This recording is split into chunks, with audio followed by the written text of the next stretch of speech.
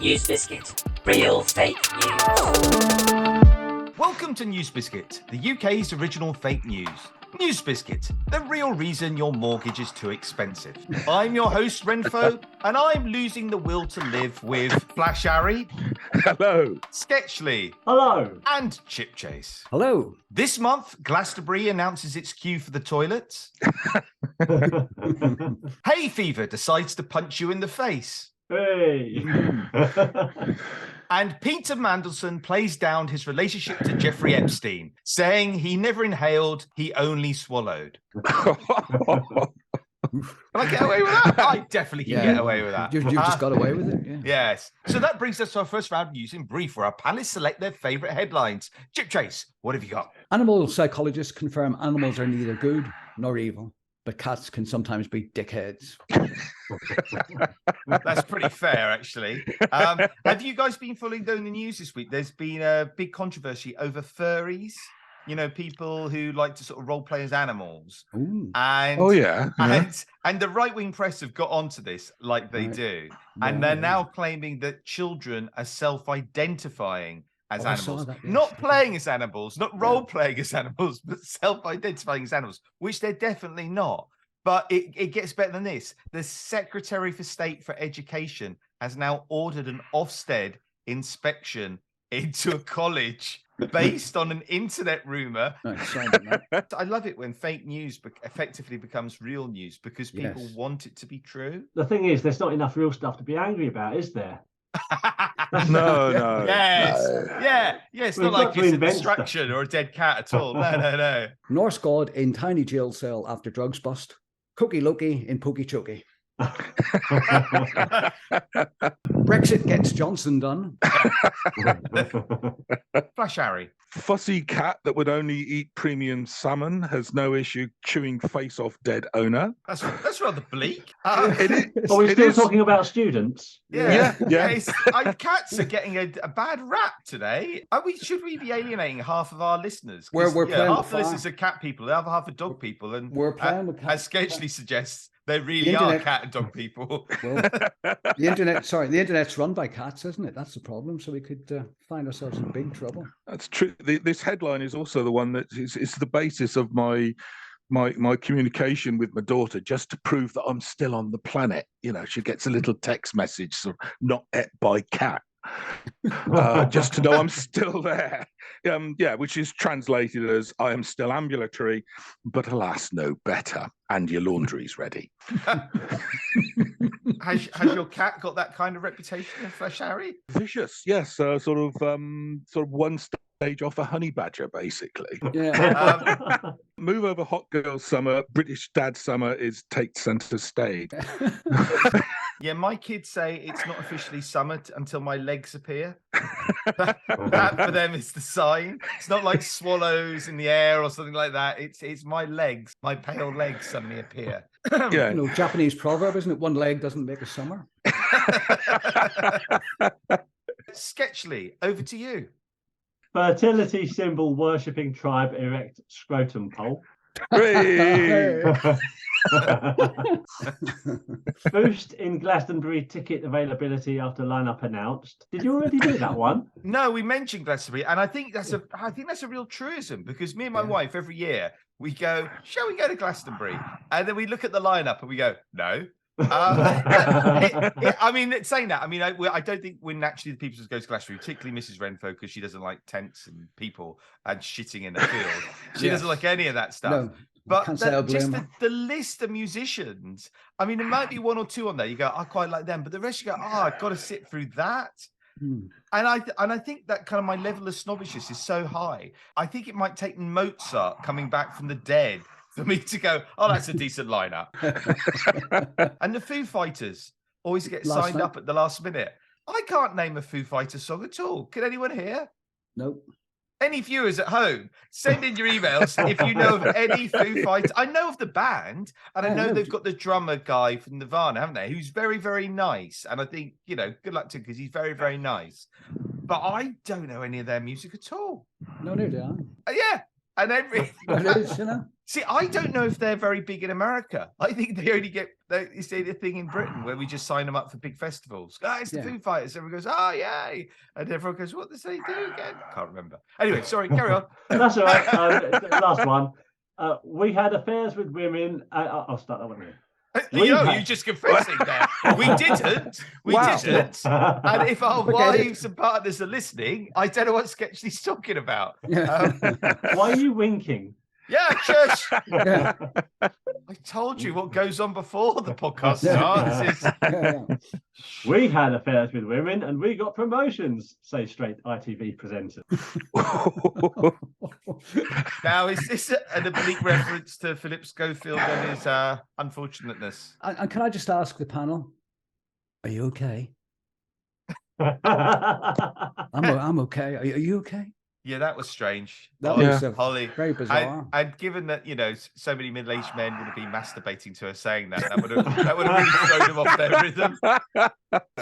But there are definitely, statistically, and this goes for any morning TV, there is going to be someone at home knocking one off while something's going on. So I think if you're the presenter, you've got to visualize that. And then think about what you're saying.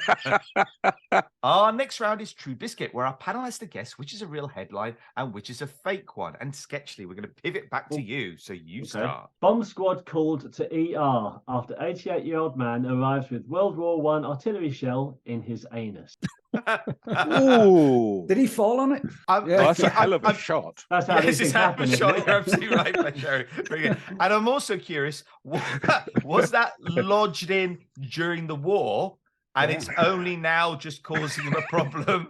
Well, probably. I think he probably just tripped over, didn't he?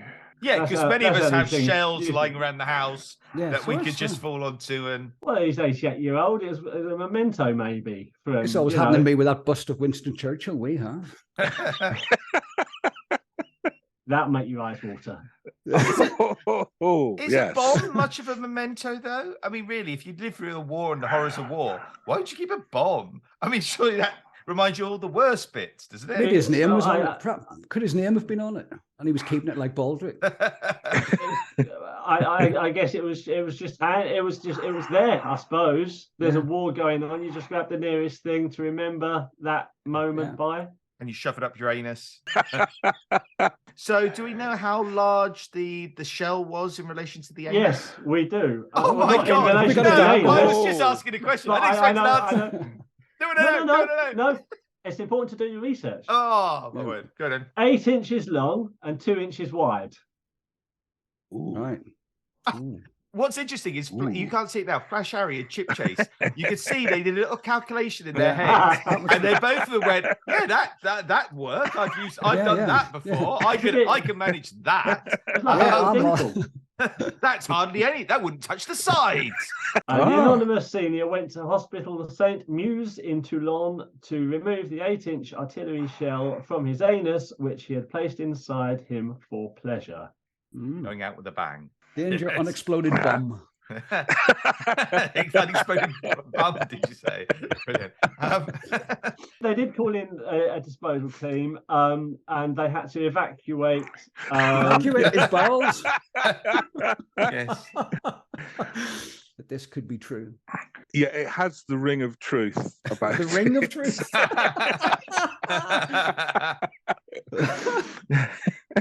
It is true. It's worth saying I got this off a website though, rather than the Daily Mail. So if anyone is that goes searching website for the Daily things Mail, I can shove up my arse.com, because that is a great website. SaturdayNightHobbies.com. Areyoubored.com. I'm going to have to go now because I've got to go down the Imperial War Museum and have a look through the sketch. See what's at the back. I had a friend I've got several friends who are doctors, but this particular doctor get to remove various things that have been stuck inside people.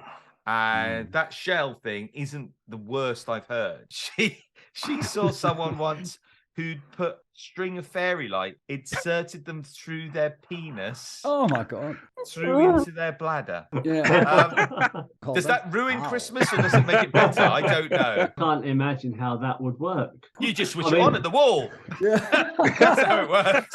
Wow. Yeah, I hope they tested the bulbs before they went in. Yeah. Because you wouldn't want to get it in there. and Oh, find yeah. it don't Oh work. God! Switch it You on. got to Yeah. put it out Put them all each time. back You got out. every time you got to replace one.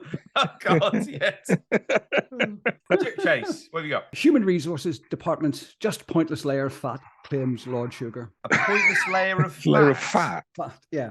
Business Well, I think fat, that's he pots means. and kettles, isn't it? Surely Yeah. with Alan Sugar. Well, Mrs. Wrenfoe works in HR, and I have to say, she is useless. So Oh, think it's true. she's not in the house then. Yeah. no, she's off. She's off just being useless elsewhere. Also, I've got. Sorry, I was going to say I've got a family member, no less, who has been in a boardroom with Alan Sugar and gone round on a tour of a factory with Alan Sugar. And this family member said, "Yeah, Alan Sugar, massive racist." And you're like, "Oh, okay. Is there any evidence to that?" And he just reeled off a whole list of things that Alan Sugar was just saying to people's faces. It wasn't even like subtle. He's just like hurling racist epithets at work colleagues and things. And you're just like, "Oh, all right." He did a Duke of Edinburgh, did he? Yeah, I think he's very much like that. Right. Just as an aside about that boardroom, you know that flashy boardroom in The Apprentice. Yes. That's not in the city. I think we probably all knew that, Chipchase. I think we assumed it wasn't in a. I think we knew it's a TV program. I think we knew. Yeah, that. but you know, it looks like a boardroom, doesn't it? I mean, I was living the dream, and I was very disappointed when I found out it wasn't. Just think how rubbish it is being that secretary character that sits outside the ballroom, because you're not even a real secretary. You're you're a prop in a room that isn't a real room. She was no more than a hand this year. You could just see her hand. Oh, really? Yeah, just a hand. Hand at the side of a torso. That was it. She should have words with her agent. She said, well, I'm sure her agent's been sacked after that. Yeah, what kind of negotiations have gone on? Yeah. You're back on the show again next year. Excellent. Only as a hand. What the fuck? That's all I can get you. It's a very simple hand job. But I could imagine that's the nicest thing he said about any work colleague, that they're a useless lump of fat. That's him being charming. Yeah.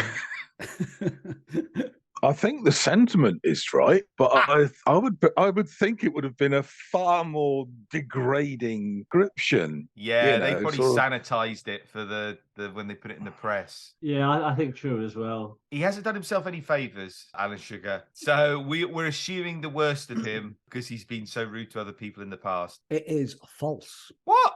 False. I reckon it's like an infinite number of monkeys. I reckon if you get Alan Sugar in a room long enough, he will say those words. Yeah, he might. Well, if Alan's listening in right now, I'd like to apologise to Alan. And I'm aware that you're quite a litigious multimillionaire. And everything we said so far, it wasn't about you. It was about the other guy. Alan Shergar. Alan Shergar. Yeah, him. And I'd just like to say, Lord Sugar, if you are listening, I watch your show religiously. I think it's awfully good. Chipchase wants an Amstrad. Right, okay. Flash Arry, what have you got? World's most prolific sperm donor ordered to stop, possibly by his mother. Was he losing his eyesight? Yes. Palms too hairy. Looked like that weird crab with one huge claw. Oh God! That's a horrendous A lobster, image. Masturbating crab. You would know till 9 months down the line, where you give birth to a set of crustaceans that you knew you were impregnated by Flash Arry's masturbating crab, which is a great name for a band, by the way. The masturbating crabs, yeah. Was he asked to stop, doing it lots and lots of times, or was he doing it one big long time and then just like you're 6 hours in, you're going to hurt yourself, you're just raw now, you're just beating a lump nothing but raw blood. Meat. Yeah, sorry. the screams are just screams are just calling at us. Yeah. Was it that? No, apparently it's just no. It's just the frequency with which he's made return visits. Where he could end up being the biological father Of to everyone. so many people that the chances of incest then become sort of Yes. substantially high. Which French king is it that sort of 80% of Europe is related to? It's something crazy like that. Oh, Charlemagne. Yeah, how did he do that? Same thing. We had a very fast horse.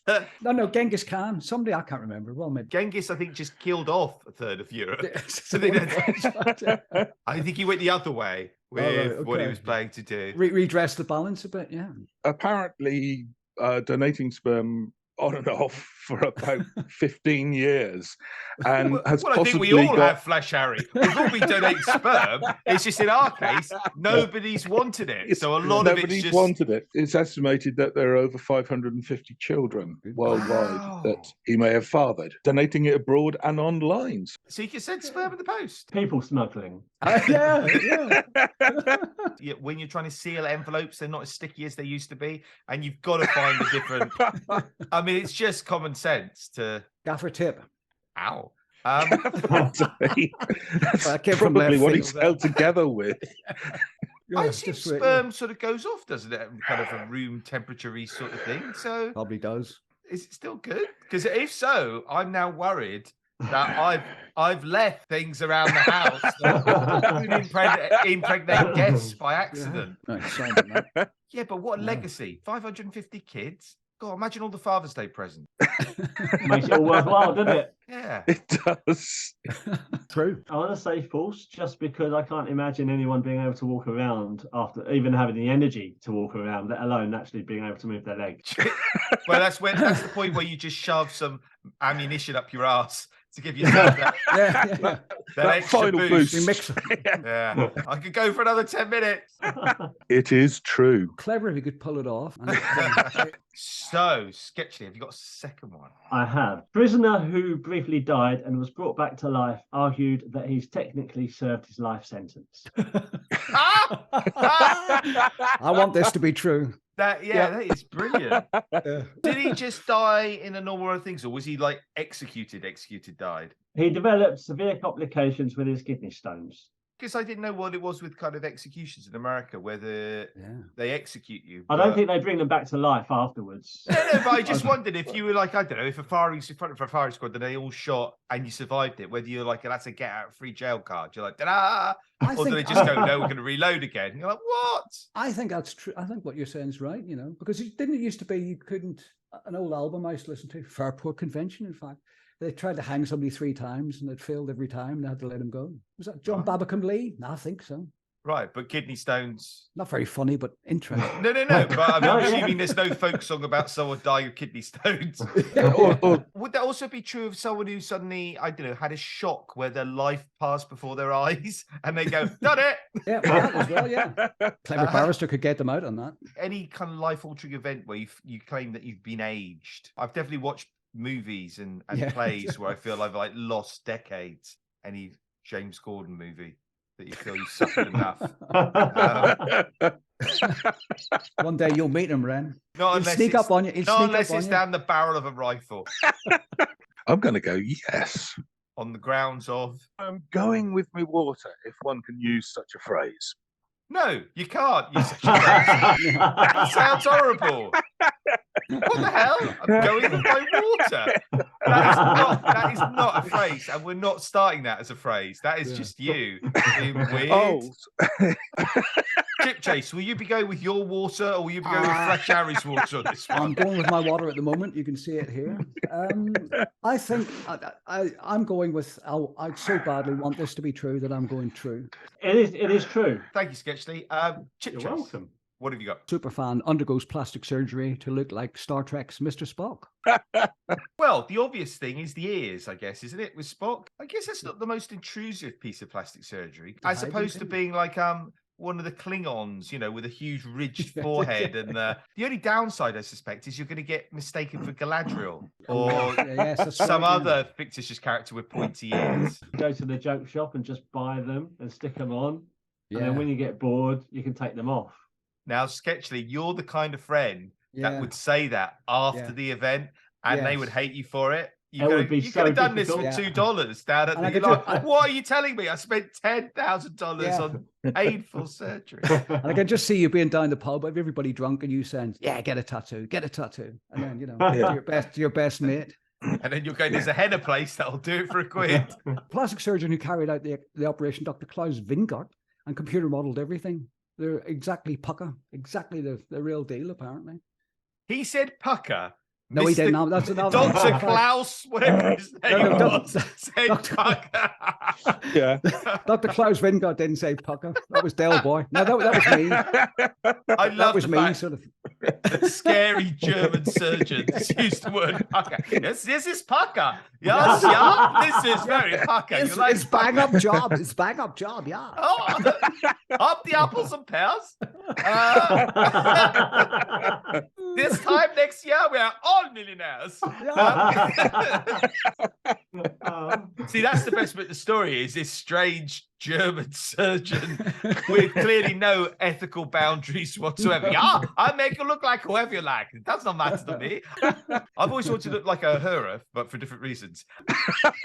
Are we going back?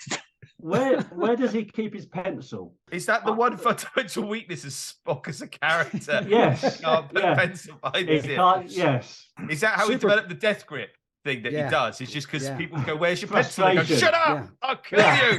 I'll kill you if you mention the pencil thing." I'm going to say it's true. Sadly, yet again, it's another blatant lie. No! Oh, yeah. Oh, what you like? Yeah. You've lied to us twice today, I know. Chipchase. I'm normally true ones. 10 quid says if you Google it, there is someone who said there is done like Spot. I would imagine so. And their eyes and everything. Yeah. Right. Thank you very much for that. Flash Arry, have you got one last one for us? Researcher disguises himself as car seat to study people's reactions to driverless car. What a pervert. What a colossal pervert. Getting people sitting on your lap. That's not the gear stick. Yeah. Was he the chair that the person's sitting on, or was he one of the other chairs in the car? He was the driver's seat chair. He really did do it. Oh, my word. Blimey. Must have gone to Klaus Vingart to get a bit of plastic surgery. Yes. Yeah, you want to look like a chair. I could do that. We'll take a little bit of this, a little bit of that. Yeah. We need some padding. It's good. No. No, this is actually in the UK in Nottingham. Is there any possibility that a driver cam could have done the same thing for him rather than him dress up as a chair? Yes.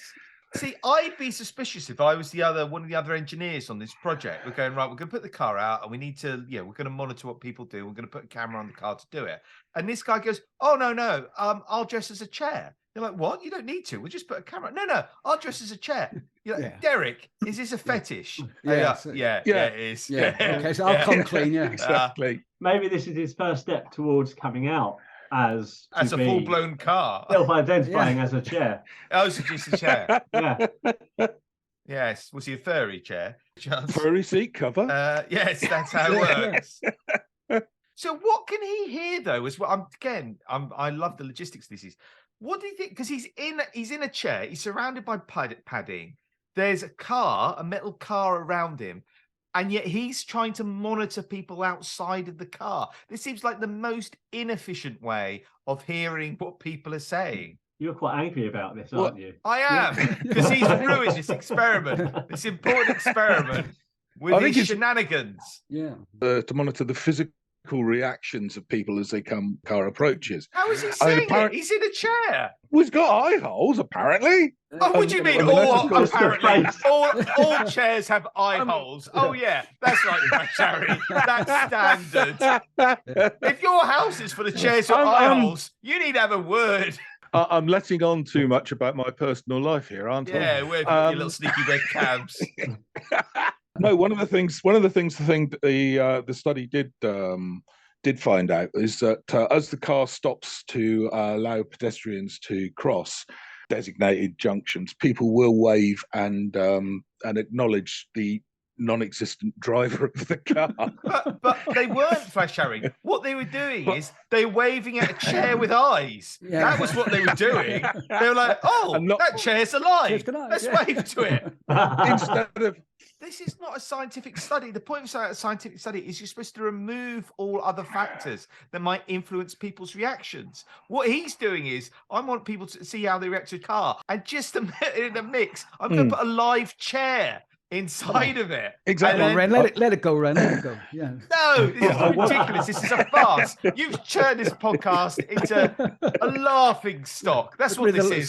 Scientific community are going to disown us, aren't they? Oh, Jesus. Yeah. Or it did one of those things like the Transformers did, turned into a mighty warrior or something. Yeah. Like that. With the person inside. Yeah, the person's trapped in the chair. I'm going to transform any minute now. I can't move. Just stuck. What a great movie that would have been. Transformers. It's just all these people muffled voices. Their legs dangling out. Yeah, legs dangling. Transformers researchers in disguise. I'm stuck in the dashboard. I'm going to say true because it sounds, it's one of those things where people have decided they're going to investigate something without, thinking it through first. No, this is one of these things where guys decided he wants to be dressed as a chair and he's manufactured an entire career around it in order to make that thing happen. A job lot of leather he wants to use up. Yeah. True. Well, I think it could be true. I'm not sure. It'd be the lumpy chair as well. Okay. I mean, Flash Harry. True. It is true. Finally, we reached the magic 8-ball. The magic 8-ball! Each of our guests is going to give their predictions for next month's news. Okay, panelists, which headlines can we look forward to? Sketchily. King Charles to modernise the armed forces by replacing saluting with thigh slapping. Everyone slapping their own thigh or other people's? No, they slap their own thighs. The mental image I've got is, when they're all on a parade and they're all like stood outside Buckingham Palace or something, like a Mexican thigh slap, working its way. River dance or something. Yeah. Like that. Flash Harry. Conservative Central Office, new range of children's books. Nadine and Boris go to the job centre. And Chipchase. Humiliated Johnson in talks with Zanussi to build cryogenic hibernation chamber. Yeah, I forgot he hid in the fridge. Couldn't get him out. Absolutely brilliant. It's times like that you know that when the media are pretty much on someone's side, where they don't call them out over hiding in a fridge. Any other human being would go, he's hiding in a fridge. He's dressed as a chair. But yeah. Let it go. And that brings us to the end of this episode. And I can reveal this month's winner is anyone on Boris's honours list who can keep a straight face. And I'd like to thank our guests, Flash Arry. Thank you. Cheers. Sketchly. See ya. And Chipchase. It was a pleasure. And I leave you with these headlines. Man who has sense of humour transplant, still in stitches. Undermotivated mountaineer told to step up. It gets worse. And finally, fairground workers demand fair wages. You've been listening to NewsBiscuit, free to read and free to write for. We accept submissions from any budding satirist, young or old. Visit newsbiscuit.com to submit headlines, stories, and to support new writers. NewsBiscuit. Real fake news. But thank you very much, gentlemen. That was a pleasure as always. I'm sure there's at least 5 minutes of funny in there. The rest I'll copy and paste something from Seinfeld or something. Put some elevator music. Or the thigh slapping. Just the sounds, as you said that, of just thigh slapping, going round and round the stadium.